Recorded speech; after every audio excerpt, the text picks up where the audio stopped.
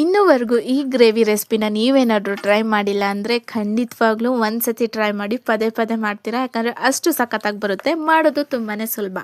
ಒಂದು ಜಾರಿಗೆ ಕೊತ್ತಂಬರಿ, ಬೆಳ್ಳುಳ್ಳಿ, ಶುಂಠಿ, ಲವಂಗ, ಗೋಡಂಬಿ, ಹಸಿಮೆಣಸಿನ್ಕಾಯಿ, ಒಂದು ಈರುಳ್ಳಿ ಎಲ್ಲನೂ ಹಾಕಿಬಿಟ್ಟು ಸ್ಮೂತಾಗಿ ಪೇಸ್ಟ್ ಮಾಡಿ ಸೈಡಿಗೆ ಎತ್ತಿಟ್ಕೋಬೇಕು.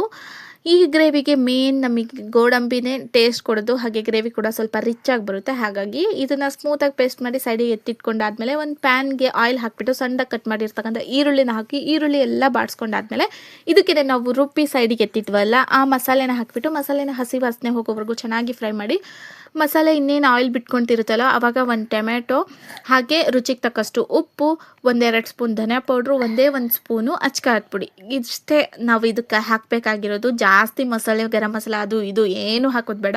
ತುಂಬಾ ಚೆನ್ನಾಗಿ ಬರುತ್ತೆ ಗ್ರೇವಿ. ಒಂದ್ಸತಿ ಟ್ರೈ ಮಾಡಿ ನಿಮಗೆ ಗೊತ್ತಾಗುತ್ತೆ.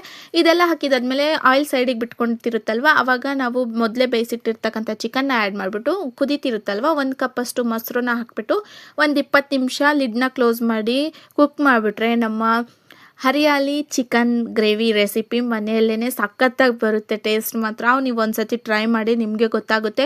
ಇದು ಮುದ್ದೆ, ಪರಾಟ ಅಥವಾ ಪೂರಿ, ದೋಸೆ ಅಥವಾ ಚಪಾತಿ, ನೀವೇನು ಅನ್ನ ಯಾವುದಕ್ಕನ್ನ ಕಾಂಬಿನೇಷನ್ ಆಗಿ ತಗೋಬೋದು. ಯಾಕಂದರೆ ಅಷ್ಟು ಚೆನ್ನಾಗಿ ಬರುತ್ತೆ.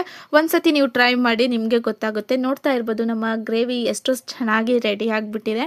ನಾನಂತೂ ತಿನ್ನೋದಕ್ಕೆ ಹೊರಟೆ. ಹಾಗೆ ಇದುವರೆಗೂ ನನ್ನ ಚಾನಲ್ನ ಇನ್ನೂ ಸಬ್ಸ್ಕ್ರೈಬ್ ಮಾಡ್ದೇ ವಿಡಿಯೋ ನೋಡ್ತಾ ಇದ್ದರೆ ಪ್ಲೀಸ್ ಚಾನಲ್ನ ಸಬ್ಸ್ಕ್ರೈಬ್ ಮಾಡ್ಕೊಳ್ಳಿ. ಇಲ್ಲಿವರೆಗೂ ವಿಡಿಯೋ ನೋಡಿದ್ದಕ್ಕೆ ಥ್ಯಾಂಕ್ ಯು.